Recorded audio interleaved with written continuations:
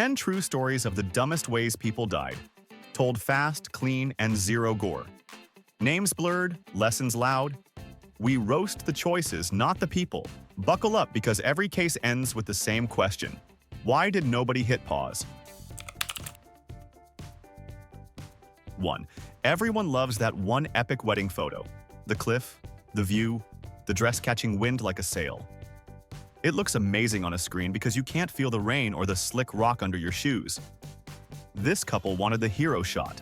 Groom lifts, dips her out over a gorge. Kiss on cue, frame it forever. The day is wet. The ledge is narrow. The dress is heavy in the way only wedding dresses get when they've soaked up a storm. The photographer, who is the only adult in the scene, keeps saying, 2 steps back, toward me. They nod, smile, and lean the other way. The groom gets the lift. For a second, it's picture perfect. Then the 2 most boring words in the world show up like a bouncer. Weight and traction. Her center of gravity slides past his. He tries to pull her back, but the dress is turned into a full-size sponge, and his arms are running out of strength at the exact same second his feet run out of friction. He hears, "Back, back," and discovers that back has become a theory. Her heel skids, his shoe squeaks, and in one clean, terrible moment she goes. He lunges. Of course he does. Loses the last whisper of balance, and follows. We don't need to gild it or get graphic. You know what gravity does when it's invited. And that's why this belongs in the Darwin Hall of Fame. They weren't cruel. They weren't reckless in a party animal way. They were romantic without a safety plan. Love is strong. Whetstone is stronger. If you're hearing this while scrolling engagement photos, let me be your friendly speed bump. You can fake danger with a long lens and a safe angle. You can't fake traction. Get the shot near a railing. Use a harness. Stand 3 steps back and let the background do the heavy lifting. No one at your anniversary dinner is going to complain that you're alive in the photo. The internet won't remember your likes tomorrow. Gravity will remember your choices forever. And yes, it feels brave to go that extra inch. It also feels really good to grow old together and show your kids an album where both of you are still in the frame. What failed here wasn't love, it was planning. A tiny voice said, "Not today." They turned it down. Nature turned it up. If you want the bumper sticker version, make it look risky, not be risky. The point of a wedding picture is the people in it. Keep them in it. Because the most epic shot is the one you live to laugh about 20 years later, telling the story with both feet on the floor. 2. Picture rural Ireland. Green fields, stone walls, and a bull that looks like it was carved out of a cliff. The farmer, let's call him Declan, has a problem bull. Call him Big Red. Big Red isn't evil. He's 1,000 kilos of, please don't test me. Declan's tried fences and patience. One night he watches a video about controlling animals with a calm stare. No tools, no training, just vibes and eye contact. The next morning he walks into the pasture like he's about to give a TED Talk. Shirt off to show confidence, hands open, chin down, slow step, slow breath. He plants himself 10 yards out and locks eyes like he's defusing a bomb with mindfulness. Big Red lifts his head, snorts, and does what bulls do when asked an unnecessary question.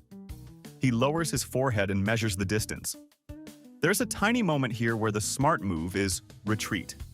You recognize it because every hair on your arm votes yes. Declan ignores it. He takes one more step. The bull reads that as game on. And when a bull goes, he doesn't do speeches. He moves. Declan tries the classic freeze and be a tree. Trees don't blink. He blinks. It's not a chase, it's a correction. We aren't going to paint the impact. This is YouTube, not a crime show. But we can talk about the lesson because it's clean and it saves lives. Livestock don't follow internet hacks. They follow body language, space, and the rules they've had since there were caves. Real handlers use angles, barriers, experience, and a plan for what happens if the animal says no. Declan wasn't a monster. He was a good guy with a bad idea and a worse moment of pride. Pride tells you a stare can beat a ton of muscle. Reality says, bring a gate, bring help, bring someone who's done it 100 times and still respects the horns. The neighbors later say the line every farm kid knows by heart. If eye contact worked, we'd sell mirrors instead of fences. That's the Darwin hinge again. Intention doesn't matter to physics. The bull didn't hate him. The bull answered the challenge he thought he saw. If you work around animals, hear this as a friend. Don't audition for a rodeo you didn't train for. Keep the shirt on, keep the distance, and keep your exit clear. You want to show confidence? Show caution. It looks boring. It lasts longer. Big Red keeps his title and you keep your story. Because out there, respect isn't a slogan. It's a rule. And the rule goes like this. Never bring a stare to a horn fight. 3. Quick gut check. If your perfect heist has a step that reads, add a little extra dynamite just to be safe. You don't have a plan, you have a countdown. These guys in Belgium thought they were running a movie. Matching bags, walkie-talkies, code names, the whole performance. They rehearsed in a rented barn like they were prepping for opening night. The job itself was simple on paper. Sneak in after hours, place a tight, controlled charge on the vault door, pop it open, scoop the money, glide out. The weak link? Their explosives expert was a relative who once handled birthday fireworks and decided that made him the Einstein of boom. He eyeballs the steel, says something like, "It's thicker than it looks," and doubles the charge. The crew nods, because confidence is contagious and no one wants to be the only guy who says, "Hey, should we not turn the bank into soup?" Fuse lit. Everyone ducks behind something decorative that would not save a hamster. You can feel the air get heavy, like the room just inhaled. And then, bang is too small a word. It's a full-body slap of sound. The vault opens, yes, but so does everything else. Floor, walls, roof. Like the building called its lawyer and resigned from being a building. Across the street, car alarms scream in harmony. The getaway driver flinches, checks the clock, waits for "we're clear." Silence. Not suspense movie silence. That flat, heavy silence that says the mission ended in the loudest way possible. Cops later find the vault door down the block like a flying saucer that got tired. Inside, let's skip the details. You know how this story ends. The headline writes itself. They got in, but they never got out.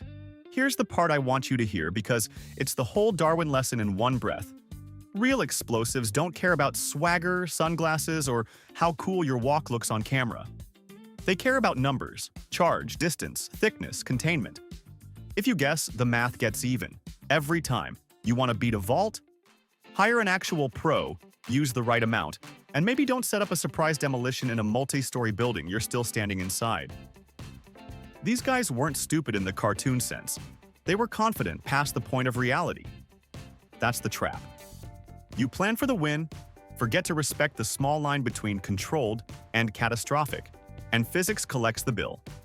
So next time a headline uses the word perfect before the word heist, remember this crew. They nailed the vibe, failed the science, and learned the worst possible way that the second half of the plan, leaving, is not optional. Natural selection doesn't do pity points, it does outcomes. Want the moral? Don't bring wishful thinking to a numbers fight.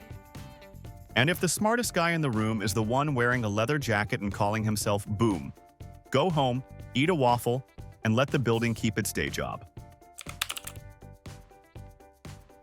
4. Kansas has 2 settings, quiet, and the wind just signed up to be your personal trainer. Our guy, old school farmer, proud of his barn like it's a firstborn, wakes up to a woodpecker treating that barn like a drum solo. Tap, tap, tap. He tries shooing with claps, radio noise, even the classic hat wave. The bird looks at him like, "Need hat," and keeps drilling. By noon, he's hot, hungry, and convinced it's him or the bird, so he grabs the shotgun, the farm's universal remote, and marches out with that "I'll fix it myself" energy. Here's the picture.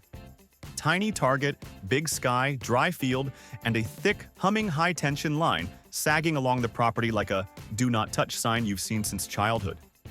He lines up, doesn't think about backstops or cables or how electricity is undefeated, and squeezes. The woodpecker? Untouched? The shot pellets? Scattered just enough to nick the worst possible thing. The power line. You ever hear a sound that's half snap, half thunder? The cable whips, pops, and comes down sparking like a mad firework.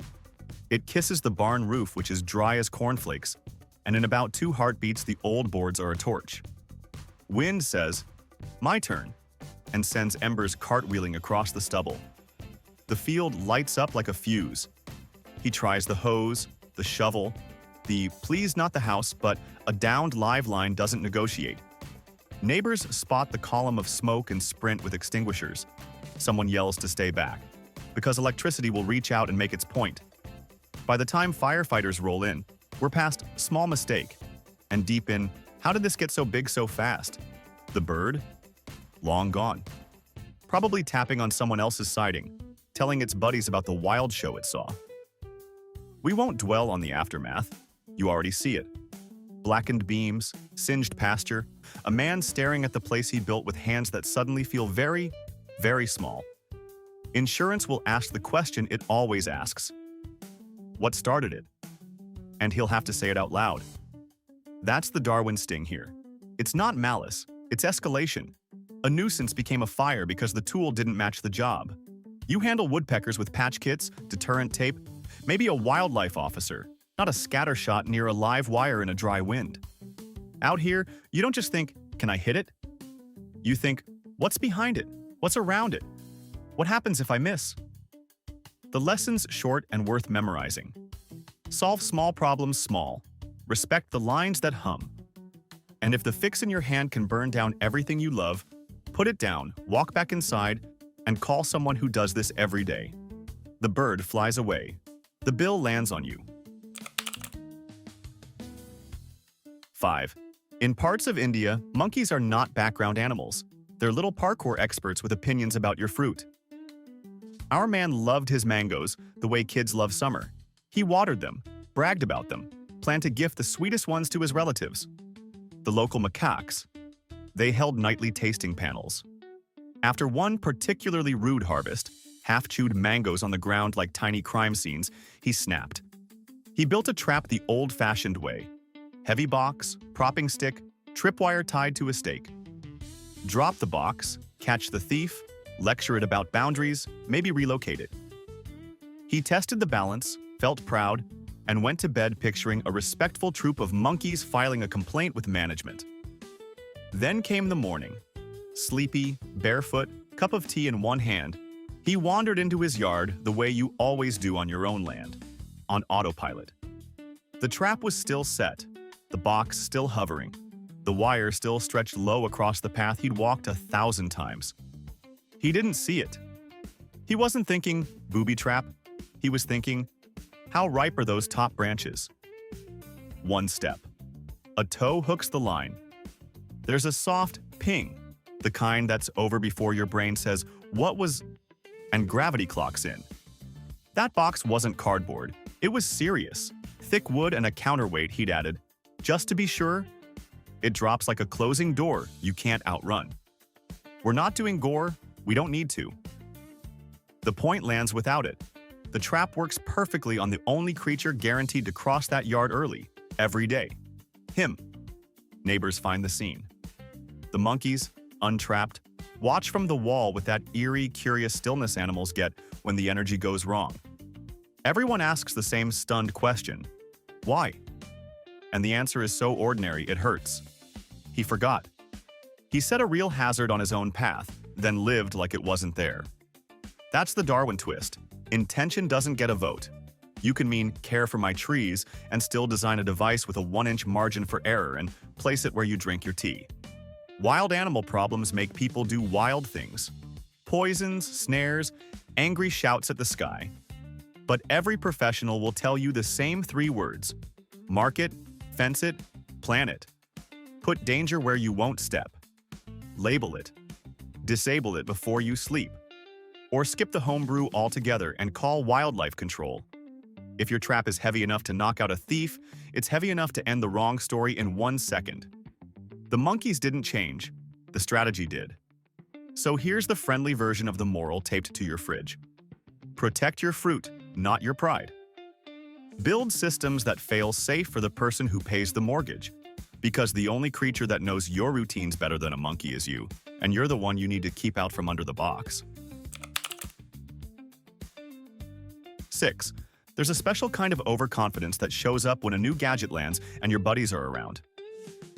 In Louisiana, at a backyard get-together where the grill smoke smells like happiness, one guy rolls out a purchase he can't wait to brag about, a knife-proof jacket.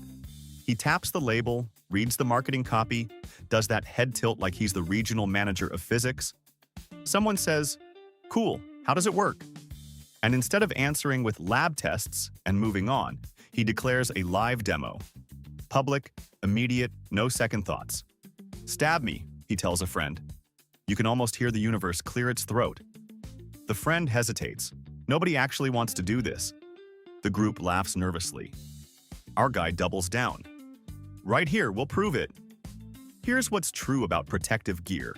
When it's real, it has certifications, test data, and boring build sheets with words like NIJ and layers and penetration resistance under specific force.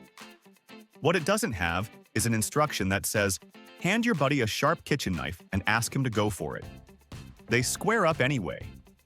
The friend does a short, awkward jab, the kind you do when you're trying to look brave and be careful at the same time. And the blade, surprised to exactly no one with a toolbox, does what blades do. It slides through fabric, through whatever thin padding is in there, and into places we're not going to describe because you get it and we don't do that here. Faces drain. The bravado evaporates.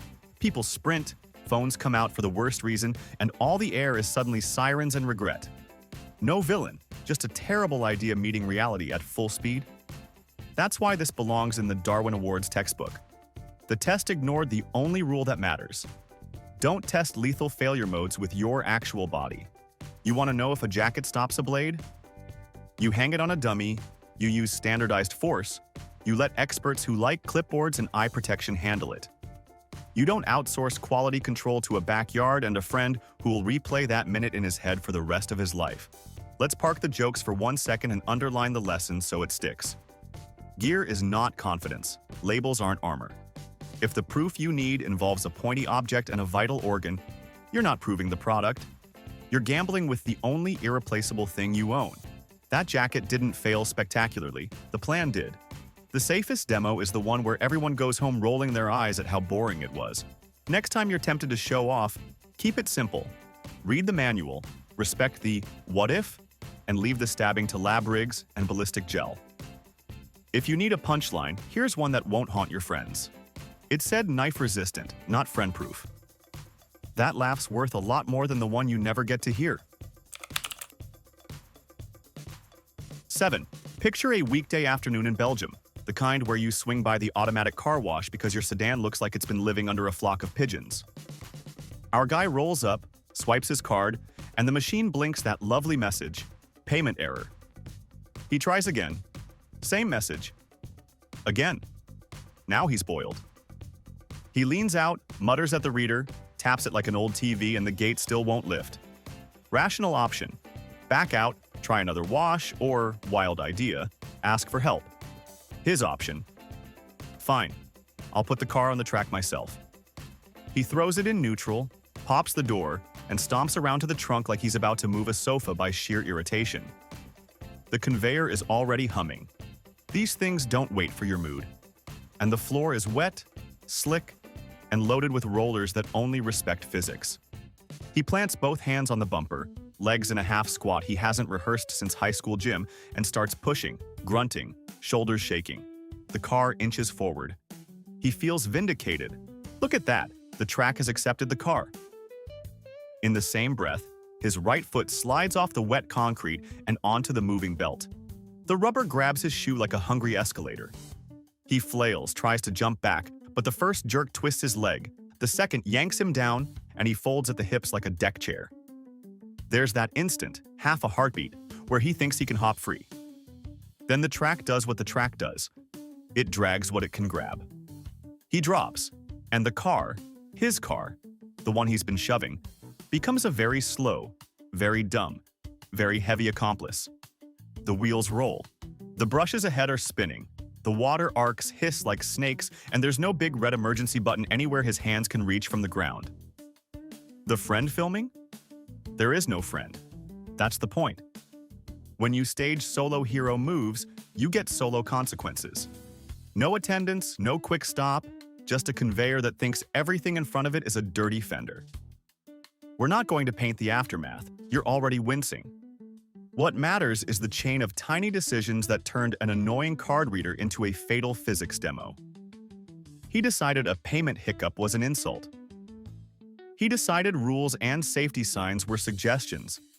He decided to fight a machine designed to move cars by standing where cars go. And that's why this lands in the Darwin chapter labeled Stubborn Meets Machinery. Car washes are built like factories, predictable, relentless, indifferent. They don't hate you. They don't notice you. They only notice pressure and motion. The smart move is boring. Stay inside the vehicle, follow the instructions, keep hands and feet where Disney told you to keep them when you were 6. If the gate won't open, there's a phone number and a human whose job is to fix it. The dramatic move photographs better in your head, but the conveyor doesn't care about your frustration arc. The lesson fits on a bumper sticker. Never step on the belt, never stand behind your own car, and never try to outmuscle a machine that moves 2 tons like it's a shopping cart. The wash will always win. And the only thing cleaner at the end of that plan is the list of mistakes that got you there. 8. New York City has one rule for street-level life. Everything is moving all the time, and none of it is waiting for your amateur stunt. Our guy, fired up by an online challenge, wheels a shopping cart to the mouth of a parking garage ramp so steep it might as well be a slide. The friend with the phone frames the shot. Classic, vertical video. Breathy commentary, ready to shout, "Let's go!" like a tour guide to the emergency room. You can almost see the thought bubble over the rider's head. Snowboard vibes, street clout, a clip that makes the group chat scream. He hops into the cart, crouches, and pushes off. At first, it's wobbly but thrilling. Metal rattling, wheels chattering, a quick lurch that feels like victory. Then reality comes in layers. The ramp amplifies speed. The cart wasn't engineered for steering, and those little front casters are 2 degrees of turn away from becoming chaos. He leans to correct. The cart fishtails. The handlebar bites his hips, and the world narrows to a tunnel of gray concrete and regret. There's no brake, no rail, no plan, just momentum. He shoots out of the garage like a cannonball wrapped in chrome wire. The friend's camera catches sunlight, blur, a scream that's equal parts whoa and oh no. And in the next beat, because this is a city and not your backyard, a taxi crosses the frame exactly where the cart exits. We're not playing you the audio in your head. We're not describing impacts. You know what happens when soft meets mass at street speed. Taxi drivers are used to everything. Dogs, deliveries, pigeons playing chicken, but not a human shopping cart becoming a traffic event. Horns, brakes, shouting, the friend's voice turning into a thin, high, dude, dude, dude. And this is where our show gets serious for a second. These challenges aren't dares. They're auditions for disaster. A ramp is not a half-pipe, a cart is not a vehicle, and a live street is not a stunt lane. The line between "this will be funny" and "this will be forever" is the thickness of one bad idea at high speed. If you've ever looked at a cart and a hill and felt the itch, don't. If you need a thrill, pick something that was designed to be thrilling, with helmets, pads, lanes, rules, and people who like clipboards supervising because they've seen it all. The friend who filmed? He'll keep that video in his head long after the phone battery dies. Monthly. Yearly. He'll hear the sound and wish he'd said, "Nah man, let's get pizza." The internet won't give you a parade. It will scroll past in an hour. The street won't scroll. It will hit back immediately and without discussion. Our moral here is simple enough to memorize. Gravity plus wheels plus traffic equals not a story you want your name on. Keep the carts in the grocery store. Keep the stunts in places that were built for them. and keep yourself in one piece. Because the best stories from the city are the ones you tell, not the ones told about you afterward. 9. Every backyard inventor dreams of beating gravity. One man actually tried the classic, a lawn chair lashed to a cluster of weather balloons, because if a party looks fun at 5 feet, why not make it 11,000? He checks the knots, eyes the sky, loads a small pellet gun, just in case, and smiles like a kid sneaking out after curfew. Liftoff is slow and giddy. The chair rises past the fence, past the rooftops, past the point where birds stop side-eyeing you and start giving you professional respect. Neighbors point, jaws open, voices trailing up into a blue that keeps going. The world shrinks. He is now officially above the world he understands and below the one that comes with pilot licenses and radio calls. Breeze decides the route. The city decides to be underneath. And a cluster of balloons decides that it won't quietly come back down just because you'd like lunch. He drifts towards serious airspace, the kind with flight paths, control towers, rules, and a very poor sense of humor about lawn furniture at altitude. The chair sways. The balloons swell and bob. He grips the armrests and confronts the line he never sketched in the plan. Up is easy, down is math. Time to use the emergency system. He raises the pellet gun and aims at a balloon. Pop 1 or 2, sink gracefully, right? First shot. Hiss, snap, a sharp jolt as one side of the cluster collapses faster than his imagination. The chair yanks sideways and suddenly he's on a tilted porch with no railing, at a height where people don't use porches. He tries to lean the other way. The straps he meant to clip? In his excitement, maybe not clipped. The seat that felt snug at 5 feet, slick with sweat at 11,000. He slides, just enough to lose the center of balance. And then gravity, the only adult in this story, takes over with brutal efficiency. We will not narrate fall details. We don't need to. The phrase terminal lesson exists for a reason, and through that, the moral is visible from space. If your plan to fly has no dependable descent, you don't have a plan, you have a wish. Real pilots wear harnesses, carry parachutes, file routes, talk to towers, and obey the kind of boring checklists that keep families whole. If you're going to poke the sky, bring redundancy on redundancy. Belts, clips, backups for the backups. Balloons are cheerful. Gravity is consistent. It doesn't negotiate, it doesn't delay. It doesn't care about your can-do spirit. The dream of personal flight is beautiful. The execution can't be improvised with party supplies and a hope that I'll figure it out up there. Because up there, figuring it out is already too late. The lawn chair can float. The person needs a way home. Without it, you're not a pioneer. You're a cautionary tale drifting past the flight path with a lesson every kid should hear. Always respect the sky. It never forgets. 10. Golf courses look harmless. Soft grass, slow carts, polite claps. But mix in alcohol, a dare, and a brain that thinks physics takes weekends off, and suddenly it's a racetrack with landscaping. Two friends in England finish a few victory drinks and decide the most fun thing on the course isn't the game, it's the carts. They line up 2 buggies like go-karts, one behind the other, engines buzzing, laughter loud enough to scare a heron. The plan is simple: race the path, then show off. The show-off move? One genius stands on the rear bumper of the lead cart, hands gripping the roof edge, knees bent like a surfer riding a wave of bad decisions. The driver, same level of buzz, same level of confidence, punches it. The cart hops. The surfer whoops. The second cart follows close because what's a bad idea if your best friend isn't tailgating it? Here's where courses hide their danger. The paths curve, the tires are tiny, and the steering is twitchy when your hands are steady, let alone when they aren't. The lead driver takes a sharp turn to keep the thrill up. That swing whips the back end and snaps the standing guy sideways. He fights it, knees skidding, fingers white on the roof, one shoe peeling off the bumper. For a breath, he almost recovers.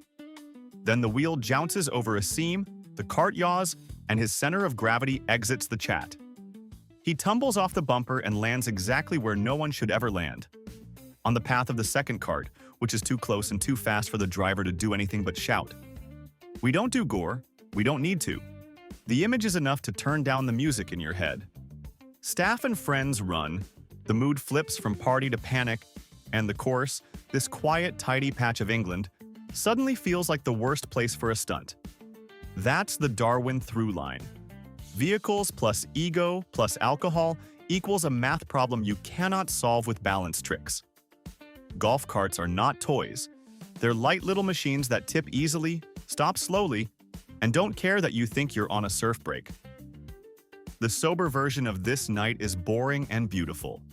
Sit down, buckle up if there's a belt, leave space between carts, and let the wildest thing be a lucky chip-in.